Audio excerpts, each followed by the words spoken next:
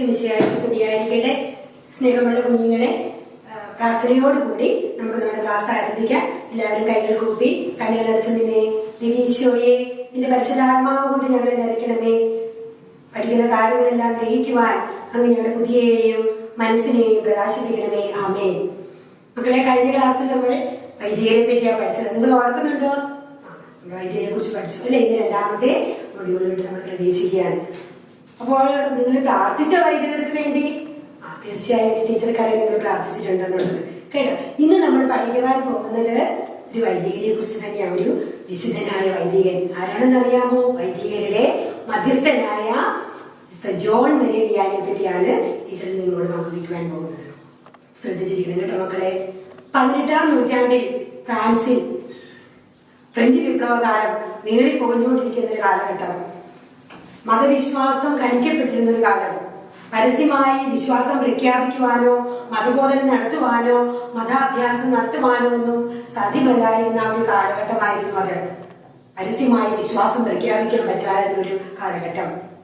ഈ കാലഘട്ടത്തിൽ ഫ്രാൻസിലെ ലിയോൺസിനടുത്ത് ഡാഡിലിയ എന്ന കൊച്ചു ഗ്രാമത്തിൽ മാത്യു വിയാനിയുടെയും മേരി ബെലിയൂസിന്റെയും മകനായി 1786 മെയ് 8-ാം തീയതി ജോൺ മരിയ വിയാനി ജനിച്ചു. അപ്പോൾ ഈ മാതാപിതാക്കന്മാർ അതിരറ്റ ദൈവഭക്തിയുള്ളവരായിരുന്നു മക്കളെ. അവർ കർഷകരായിരുന്നു, നിർധനരായ കുടുംബമായിരുന്നു, തീരെ പാവപ്പെട്ടവരായിരുന്നു. പക്ഷെ അവർക്കൊന്നു മാത്രം കൈമുതൽ ഉണ്ടായിരുന്നുള്ളൂ: ദൈവഭക്തി, മാതാവിനോടുള്ള ഭക്തി. അത് മാത്രമായിരുന്നു അവരുടെ മുതൽക്കൂട്ട്. അവർ ആ മകനിലേക്ക് അത് പങ്കുവെച്ചു, അവർ പകർന്നു കൊടുത്തു. അതിരറ്റ ദൈവവിശ്വാസം, മാതാവിനോടുള്ള ഭക്തി, അതായിരുന്നു അവരുടെ കൈമുതൽ.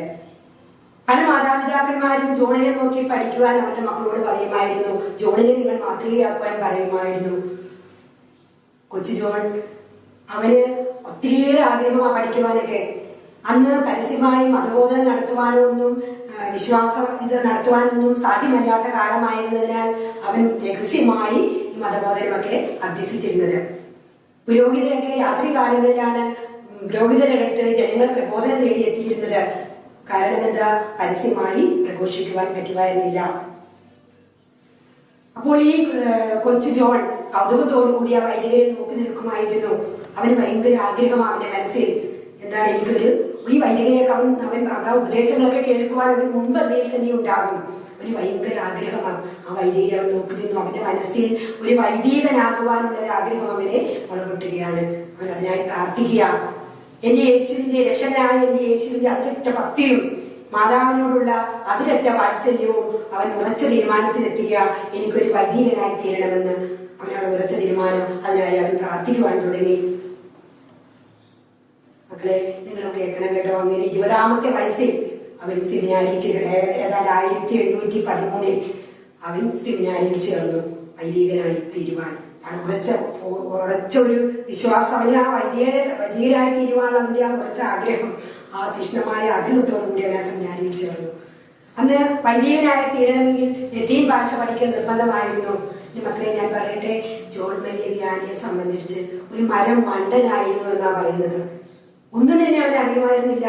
സ്വന്തം ഭാഷ പോലും, മാതൃഭാഷ പോലും അവന് നേരെ സംസാരിക്കുവാൻ അവന് കഴിഞ്ഞിരുന്നില്ല. അങ്ങനെയുള്ളൊരു വ്യക്തിയായിരുന്നു ആ ചെറുപ്പക്കാരൻ.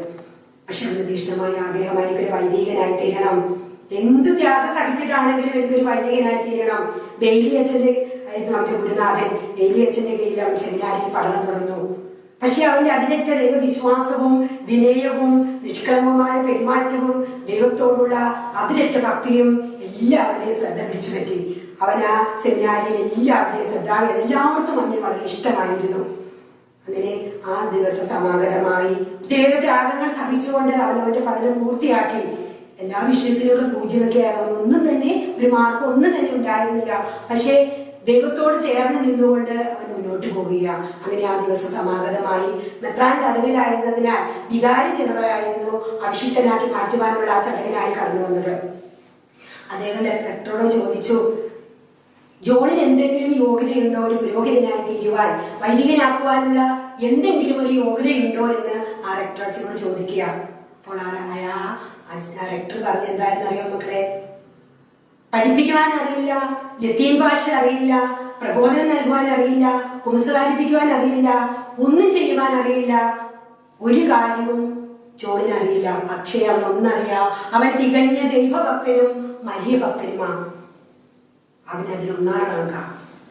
അരക്കന്റെ വാക്കുകൾ കേട്ടപ്പോൾ ആ വികാരജനം അപ്പൊ തന്നെ തീരുമാനിക്കുക, ഇത് തന്നെയാ ഒരു വൈദികനായി തീരുവാനുള്ള ഏറ്റവും വലിയൊരു യോഗ്യത, ഇതാണ് അതിന് വേണ്ട ക്വാളിഫിക്കേഷൻ എന്ന് പറഞ്ഞുകൊണ്ട് ആ വികാരജനങ്ങൾ അവനെ വൈദികനായി അഭിഷിക്തനാക്കുകയാണ്, വൈദിക പട്ടം കൊടുക്കുക.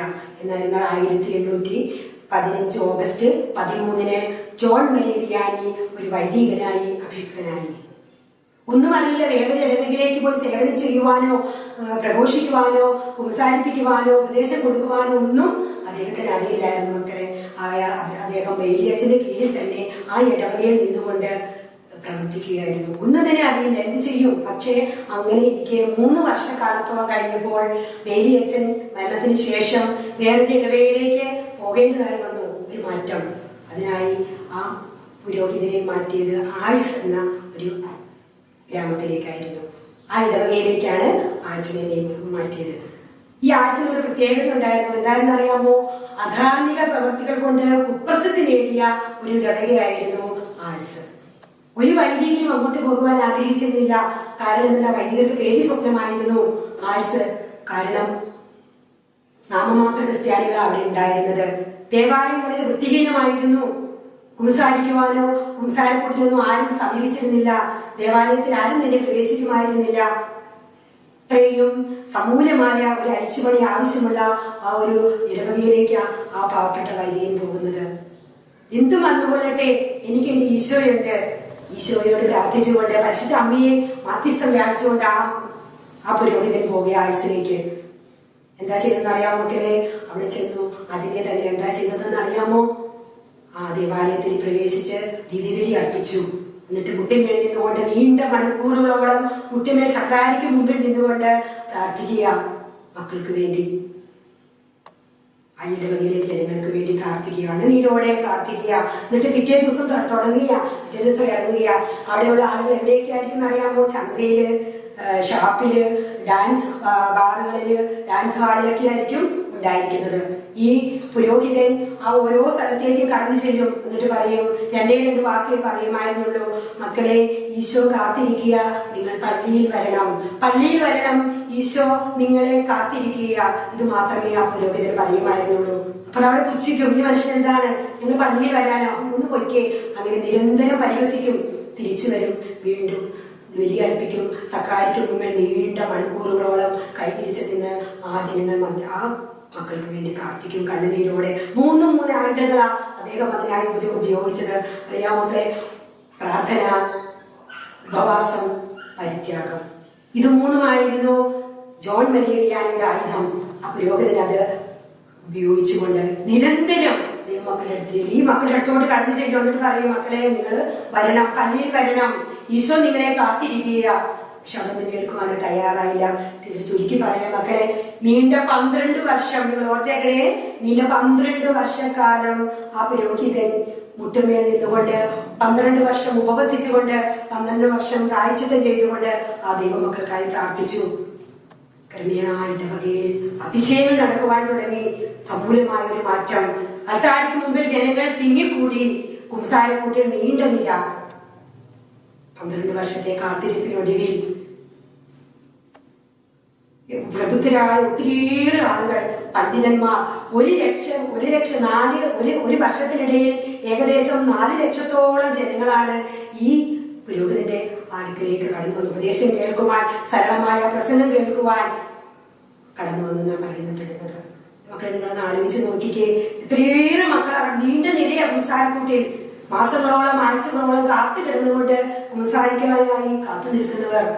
ഏതാണ്ട് 16 മണിക്കൂറുകളോളം, നീണ്ട 16 മണിക്കൂറുകളോളം അദ്ദേഹം കുമ്പസാരക്കൂട്ടിൽ ഇരിക്കുമായിരുന്നു എന്നാണ് പറയുന്നത്. വലിയ വിജ്ഞാനിയായിരുന്നു.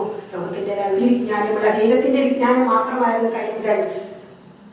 അത് മാത്രം വെച്ചുകൊണ്ട് ആ ഒത്തിരിയേറെ പ്രബുദ്ധരായ വ്യക്തികൾ, മെത്രാന്മാർ, പണ്ഡിതന്മാർ, ശാസ്ത്രജ്ഞന്മാർ, പ്രബുദ്ധരായ ലക്കടയോട് പോലുള്ള പുരോഹിതരെല്ലാം വന്ന് അദ്ദേഹത്തിന്റെ ഉപദേശം കേൾക്കുവാൻ വരുമായിരുന്നു എന്നാണ് പറയുന്നത്. ഇതിനേറെ പറയുന്നു, ആഴ്സ് എന്ന കുഗ്രാമം കുപ്രസിദ്ധി നേടിയ ആ ഇടവകയെ ജനലക്ഷങ്ങളുടെ തീർത്ഥാടന ഭൂമിയാക്കി മാറ്റുവാൻ ആ നിസ്സാരക്കാരനായ ഒരറിവില്ലാത്ത മരമണ്ടനായ ആ പുരോഹിതന് സാധിച്ചു. എപ്രകാരമാണ് ഈശോയോട് ചേർന്ന് വന്നുകൊണ്ട് ലോകത്തിന്റെ വിജ്ഞാനമായിരുന്നില്ല മക്കളെ, ദൈവത്തിന്റെ വിജ്ഞാനം ആ പുരോഹിതന് നേടിയെടുക്കുവാൻ സാധിച്ചു. ഇത്രയേറെ അനേകം മക്കളെ മാനസാന്തരത്തിലേക്ക് കൊണ്ടുവരുവാൻ സാധിച്ചു. അവിടെയുള്ള സമൂലമായ മാറ്റം. അങ്ങനെ 1859 ഓഗസ്റ്റ് 4-ാം തീയതി ജോൺ മേരി വിയാനി സ്വർഗത്തിലേക്ക് എടുക്കപ്പെടുകയാണ്. 73-ാമത്തെ വയസ്സിൽ അദ്ദേഹം മരിച്ചു. മരിക്കുന്നത് വരെ ജനങ്ങൾക്ക് വേണ്ടി, ജനങ്ങളുടെ മാനസാന്തരത്തിന് വേണ്ടി നിലകൊണ്ടു. 1925 11-ാം പിയൂസ് പാപ്പ അദ്ദേഹത്തെ വിശുദ്ധനായി പ്രഖ്യാപിച്ചു. വീണ്ടും 2009 ബെനഡിക്ട് 16-ാമൻ മാർപ്പാപ്പ അദ്ദേഹത്തെ വൈദികരുടെ മധ്യസ്ഥനായി തിരഞ്ഞെടുത്തു. വേദപാരംഗതയായ അമത്രേസ്യയോ ഫ്രാൻസിസിയോ ഒന്നും ആയിരുന്നില്ല വൈദികരുടെ മധ്യസ്ഥനായി തിരഞ്ഞെടുത്തത്. ഈ പുരോഹിതനെയായിരുന്നു തിരഞ്ഞെടുത്തത്. എന്തുകൊണ്ടാണെന്ന് അറിയാമോ മക്കളെ? മരിയ വിയാനിയുടെ വാക്കുകളിൽ തന്നെ പറയുന്നുണ്ട്, ഒരു മാലാഖയും ഒരു പുരോഹിതനും എന്നെ നേരെ എതിരെ വരുന്നത് കണ്ടാൽ മാലാഖയോട് കുറച്ച് സമയം പറഞ്ഞിട്ട് ഞാൻ ആ പുരോഹിതന്റെ മുമ്പിൽ മുട്ടുകുത്തിയിട്ട് അദ്ദേഹത്തിന്റെ കയ്യിൽ ഞാൻ ചുംബിക്കുമെന്ന ആ മരിയ വിയാനി പറയുന്നത്. കാരണം എന്താണെന്ന് അറിയാമോ? അനേകം സ്വർണ്ണാഭരണങ്ങൾ നിറഞ്ഞ് കൂട്ടിയിട്ടിരിക്കുന്ന ഒരു മുറി കൂട്ടിയിട്ടാൽ അതുകൊണ്ട് എന്താ പ്രയോജനം? കൂട്ടിയിട്ടതിനാൽ ഒരു പ്രയോജനവുമില്ല. ഇപ്പോൾ സ്വർഗത്തിലെ നിക്ഷേപങ്ങൾ കൂട്ടിയിട്ടിരിക്കുന്ന ആ നിക്ഷേപത്തിൽ നിന്നും നന്മകൾ എടുത്ത്, നിക്ഷേപങ്ങൾ എടുത്ത് ദൈവജനത്തിന് കൊടുക്കുന്ന ആ നിലവറയുടെ കാവൽ സൂക്ഷിപ്പുകാരനാ ഒരു പുരോഹിതൻ. ഞാൻ ആ പുരോഹിതനെ ചുംബിക്കും, അദ്ദേഹത്തിന്റെ കൈ ചുംബിക്കും, മുട്ടുകുത്തി മണങ്ങും പറയുക മരിയ വിയാനി. ജോൺ പോൾ രണ്ടാമൻ മാർപ്പാപ്പ, വിശുദ്ധ ജോൺ പോൾ രണ്ടാമൻ മാർപ്പാപ്പ മരിയ വിയാനിയെ പറ്റി പറയുന്നത് എന്താണെന്ന് അറിയാമോ? കുംസാരക്കൂട്ടിലെ വിശുദ്ധൻ എന്നാണ് വിശേഷിപ്പിക്കുന്നത്. നോക്കിക്കേ, ആ ഒരു സാധാരണക്കാരനായ മനുഷ്യൻ മുട്ടുകുത്തി ഉപവാസമെടുത്തു, പ്രാർത്ഥിച്ചു, പരിത്യാഗം ചെയ്തു ജനങ്ങൾക്ക് വേണ്ടി 8 വർഷക്കാലത്തോളം അവരുടെ മാനസാന്തരത്തിനായി. ഈ ഒരു കാറ്റാണ് നമ്മുടെ തിരുസഭയിൽ ആഞ്ഞടിക്കേണ്ടത്. പ്രാർത്ഥനയുടെ അഭിഷേകത്തിന്റെ കാറ്റ്, ഉപവസിക്കുവാനുള്ള, മുട്ടുകുത്തുവാനുള്ള ആ ഒരു കാറ്റ്, അതാണ് നമുക്ക് ഇന്ന് ആവശ്യം. ഈ അഭിഷേകത്തിന്റെ കാറ്റാണ് നമ്മുടെ തിരുസഭയിൽ ഇന്ന് വേണ്ടത്. മക്കളെ, ഒരു വൈദികരൊക്കെ നമ്മുടെ ഭവനങ്ങളിലൊക്കെ ഒത്തിരി നല്ലതാകട്ടെ മക്കളെ. ടീച്ചറിന്റെ വീട്ടിലുമുണ്ട് 3 പേര് എന്റെ ഭവനത്തിൽ നിന്നും ദൈവവേലക്കായി പോയിട്ടുണ്ട്. ടീച്ചറിന്റെ ആങ്ങള, ചേച്ചിയുടെ മോള്. ഇപ്പോൾ ഒരു വൈദികരൊക്കെ നമ്മുടെ ഭവനങ്ങളിലുള്ള നല്ലത്. കാരണം എന്താണോ ടീച്ചർ ഒരു കാര്യം കൂടെ പറയുക. ടീച്ചർ ഒരു അപ്പച്ചന്റെ മരണ സംസ്കാരത്തിനായി കടന്നു ചെന്നു. അപ്പോൾ കാണാൻ കഴിഞ്ഞത് എന്താണെന്ന് അറിയാമോ മക്കളെ? ആ അപ്പച്ചന് 5 മക്കളിൽ 4 കന്യാസ്ത്രീയും ഒരാൾ അച്ഛനാകാനും ദൈവവേലക്കായി കൊടുത്തിരിക്കുക. ആ അപ്പച്ചന്റെ സംസ്കാരത്തിനായി കടന്നു ചെന്നപ്പോൾ കുളിര് പോയിട്ട്. കാരണം എന്താണെന്ന് അറിയാമോ? ഇതുമാത്രം വൈദികരും കന്യാസ്ത്രീകളുമായിരുന്നു അവിടെ ആ ചടങ്ങിനായി ഉണ്ടായിരുന്നത്. ആ അപ്പച്ചന് വേണ്ടി പ്രാർത്ഥിക്കുവാൻ ആ അപ്പച്ചൻ അമ്മച്ച് എത്ര ഭാഗ്യം ചെയ്തവരാന്ന് ആലോചിച്ച് നോക്കി. എന്ന് പറഞ്ഞ അവർ വിശുദ്ധരായെന്നാണോ ഞാൻ പറയുന്നത്? അതല്ല മക്കളെ, അവർക്ക് വേണ്ടി പ്രാർത്ഥിക്കുവാൻ ഒത്തിരിയേറെ വൈദികര്, ഒത്തിരിയേറെ നോക്കിക്കേ, എന്താ അനുഗ്രഹമാ ആ അപ്പച്ചനും അമ്മച്ചിക്ക്. അതുപോലെ നമ്മൾ പ്രാർത്ഥിക്കണം മക്കളെ. ഇന്ന് ടീച്ചർക്ക് സങ്കടം തോന്നുന്ന കാര്യം കൊണ്ട് ഓരോ വർഷവും കുഞ്ഞുങ്ങളൊക്കെ ഇങ്ങനെ വരുമ്പോൾ ടീച്ചർ ചോദിക്കും, നിങ്ങൾക്ക് ആരാകാൻ ആഗ്രഹം? അങ്ങനെ ചോദിക്കുന്ന സമയത്ത് എഞ്ചിനീയർ ആകണം, ഡോക്ടർ ആകണം, ശാസ്ത്രജ്ഞനാകണം, ടീച്ചറാകണം, നേഴ്സാകണം, ഇതുപോലുള്ള മറുപടികളാണ് നമുക്ക് കേൾക്കുവാൻ സാധിക്കുന്നത്. ആരും തന്നെ എനിക്കൊരു വൈദികനാകണം അല്ലെങ്കിൽ എനിക്കൊരു കന്യാസ്ത്രീയാകണം പ്രകാരം ഒന്നും പറയാൻ ഇന്നത്തെ തലമുറയിലെ മക്കൾക്കൊന്നും സാധിക്കുന്നില്ല മക്കളെ. നിങ്ങൾ പ്രാർത്ഥിക്കണം കേട്ടോ ഈശോയോട്. ഈശോയോട് നമ്മൾ ചേർന്ന് നിൽക്കണം.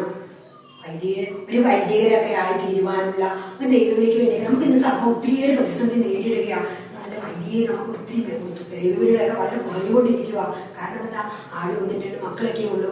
അവരെയൊക്കെ ഡോക്ടർ, എഞ്ചിനീയർ, അങ്ങനെ ഈ ഭൗതികമായ തലത്തിലേക്ക് ചിന്തിച്ചുകൊണ്ട് നീങ്ങിക്കൊണ്ടിരിക്കുന്ന കാലഘട്ടത്തിലാണ് നമ്മൾ ജീവിക്കുന്നത്. അപ്പോൾ നിങ്ങൾ പ്രാർത്ഥിക്കണം, തിരുസഭയ്ക്ക് വേണ്ടി പ്രാർത്ഥിക്കണം, വൈദികർക്ക് വേണ്ടി പ്രാർത്ഥിക്കണം. നമുക്ക് ഇന്നത്തെ ക്ലാസ് വൈൻഡപ്പ് ചെയ്യാം. ടീച്ചർ ഒരിക്കലും പറയുക, നിങ്ങൾ കഴിഞ്ഞ ക്ലാസ്സിൽ പറഞ്ഞ തന്നെ ടീച്ചർ ഇപ്പോൾ ആവർത്തിക്കുകയാണ്. നിങ്ങൾ വൈദികർക്ക് വേണ്ടി പ്രാർത്ഥിക്കണം, കൊണ്ട് ചൊല്ലി അവർക്ക് വേണ്ടി രഹസ്യം ചൊല്ലി കാഴ്ചവെക്കണം. നിങ്ങൾ മറക്കരുത്, അവർക്ക് വേണ്ടി നിങ്ങൾ പ്രാർത്ഥിക്കണം, നമ്മളെ ചേർത്ത് പിടിക്കണം. ജോൺ മേരി വിയാനിയെ നിങ്ങൾ എവിടെന്നെങ്കിലുമൊക്കെ ആ പുസ്തകമൊക്കെ കിട്ടുവാണെങ്കിൽ വിശുദ്ധനെ അതൊക്കെ വായിക്കുവാൻ നിങ്ങൾ തയ്യാറാകണം. മക്കളെ, നന്മയിൽ വളരുവാൻ, നല്ല കുഞ്ഞുങ്ങളായി വളരുവാൻ നമുക്ക് സാധിക്കണം. നമുക്ക് ഇന്നത്തെ ക്ലാസ് വൈൻഡപ്പ് ചെയ്യാം. കൈകൾ കൂട്ടി നമുക്ക് നിൽക്കാം. സ്നേഹിച്ചോയെ നീ തന്ന വലിയ നിമിഷത്തെ ഓർത്ത് നന്ദി പറയുകയാണ് എൻ്റെ മുന്നിൽ തമ്പുരാനെ. ഞങ്ങൾ വിശുദ്ധനെ പറ്റി കേൾക്കുകയുണ്ടായി. ആ വിശുദ്ധന്റെ മാതൃക പിന്തുടരുവാൻ ഞങ്ങളെ അനുഗ്രഹിക്കണമേ. ഈശോയെ, സമൂഹത്തിൽ ജീവിക്കുമ്പോൾ തെറ്റായ ബോധ്യത്തിലേക്കൊന്നും പോകാതെ നിന്റെ പാതയിലൂടെ ചരിക്കുവാൻ ഞങ്ങളെ അനുഗ്രഹിക്കണമേ. കുഞ്ഞുമക്കളായി ഞങ്ങളെ കാണണമേ. ഞങ്ങളിലേക്ക് അങ്ങ് കടന്നു വരണമേ. അവിടുത്തെ സ്നേഹം കൊണ്ട് ഞങ്ങളെ പൊതിയണമേ. പരിശുദ്ധാമ്മേ, തിരുക്കുമാരനോട് ഞങ്ങൾക്ക് വേണ്ടി മധ്യസ്ഥം വഹിക്കണമേ. നിന്റെ പിതാവിന്റെയും പുത്രന്റെയും പരിശുദ്ധാത്മാവിന്റെയും നാമത്തിൽ ആമേൻ.